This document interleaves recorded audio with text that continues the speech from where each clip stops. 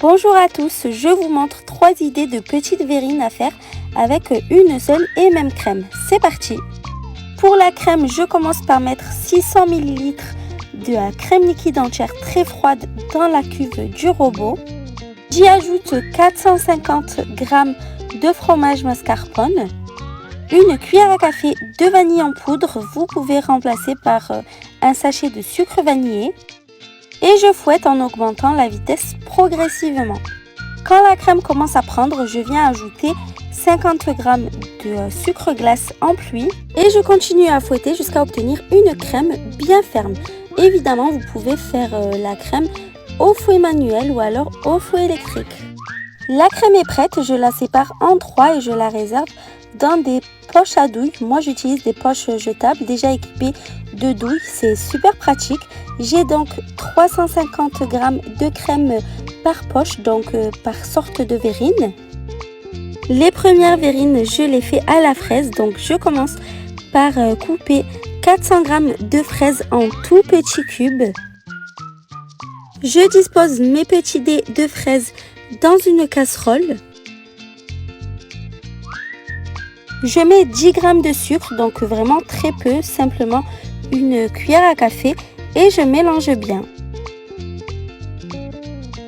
Ensuite, je mets une cuillère à soupe de jus de citron. Je porte le tout à ébullition en remuant sans écraser les fraises. Donc pour avoir une sorte de compotée de fraises, je les retire ensuite du feu et je les laisse refroidir. Dans le fond de ma première verrine, je mets un boudoir grossièrement écrasé. On n'a pas besoin d'imbiber le biscuit, vous allez voir que le sirop des fraises est suffisant. Je mets donc une bonne couche de fraises. On attend bien qu'elles refroidissent avant de les utiliser. Donc le sirop va descendre sur les biscuits et va finir par complètement les imbiber. Je viens ensuite pocher une bonne couche de crème mascarpone. Je recouvre à nouveau la crème de fraise. Je recouvre ensuite d'une seconde couche de crème. Et pour la décoration finale, je dispose d'une petite moitié de fraise. Ça rappelle un peu le parfait aux fraises si vous connaissez ce dessert. Pour la seconde variété de verrine, je l'ai fait au Twix et au caramel. C'est très gourmand. Donc je commence par prendre des petits Twix. J'en ai utilisé au total 3 paquets. Je les coupe en petits morceaux. Je dispose ensuite un Twix entier dans le fond de la verrine. Je viens recouvrir le Twix de caramel. Si la recette du caramel liquide maison vous intéresse, n'hésitez pas à me le faire savoir, je me ferai un plaisir de vous la réaliser. Je poche une couche généreuse de crème mascarpone. Je remets une bonne couche de caramel. Vous y allez selon vos goûts évidemment, je vous donne des idées, mais après vous faites avec ce que vous préférez et ce que vous avez à la maison. Et pour terminer, je poche une dernière couche de crème. Avec ces quantités-là, j'ai pu faire 4 verrines de chaque sorte.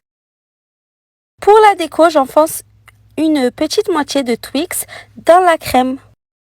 Dites-moi laquelle de ces recettes vous a donné le plus envie. Pour ma part, j'ai une grosse préférence pour les verrines aux fraises. Pour la dernière sorte de verrine, je commence par mixer 100 g de spéculoos.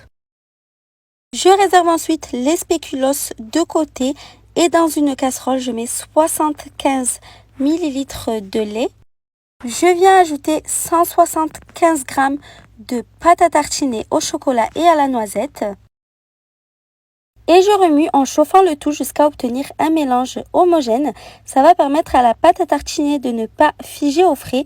Donc comme ça, elle va être liquide et ce sera beaucoup plus agréable en bouche. C'est un peu comme une sauce au chocolat noisette.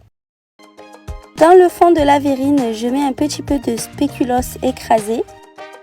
Je dispose ensuite une bonne couche de sauce chocolat noisette. Je poche une bonne couche de crème. Et je continue en remettant un petit peu de biscuit écrasé. À nouveau une couche de sauce au chocolat. Je veille à bien en mettre de partout pour totalement recouvrir le biscuit.